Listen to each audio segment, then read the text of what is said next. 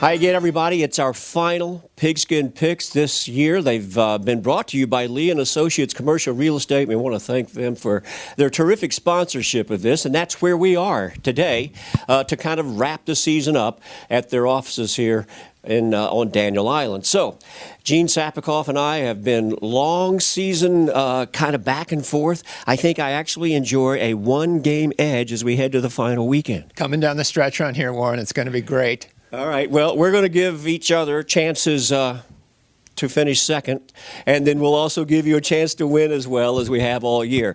There are three big games we'll highlight here, and then Gene will have all 10 in his column Saturday morning. Alabama and Auburn, both highly ranked.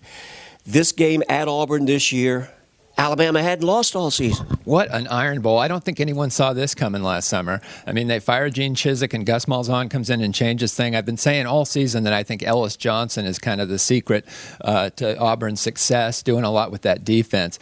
But I'll tell you what, I think Alabama matches up really well in this game because they play worse against teams that throw the ball. Texas A&M, for instance, earlier this season. Auburn, a running team. I like Bama in this one. Just for the sake of conversation and Toomer's Corner, which is going to get draped from one end to the other, I'll go with Auburn, all right? Just to mess everything up in that BCS. I look for Auburn to pull the upset against Alabama. There's one, all right?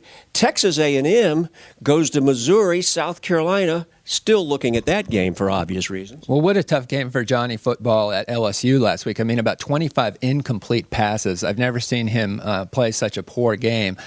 Missouri, with Matty Mock as a backup quarterback, was an okay team.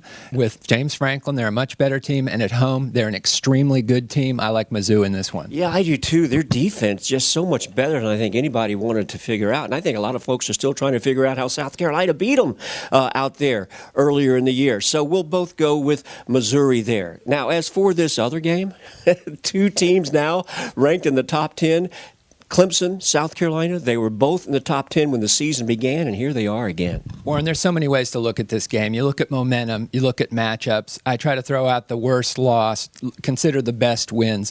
But I'll tell you, it's different than that. It's a tenacity that South Carolina has that guys like DJ Swearinger brought to the program. Connor Shaw, Vic Hampton, they still have it. I think they're the heavyweight champions of the state. They have been for 4 years, and until somebody beats them, they still are. I like the Gamecocks in a close game. Clemson has lost by double digits 4 years in a row.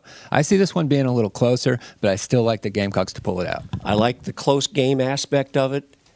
I like South Carolina to win as well. I wish I could just go ahead and jump on the other side there, but I've paid too much tuition in Columbia through the years, and I need to get through the weekend in my own regard, if you understand what I'm saying. All right, so I say South Carolina as well in this one, even though it's hard to believe they could beat those guys 5 consecutive years. So there you go.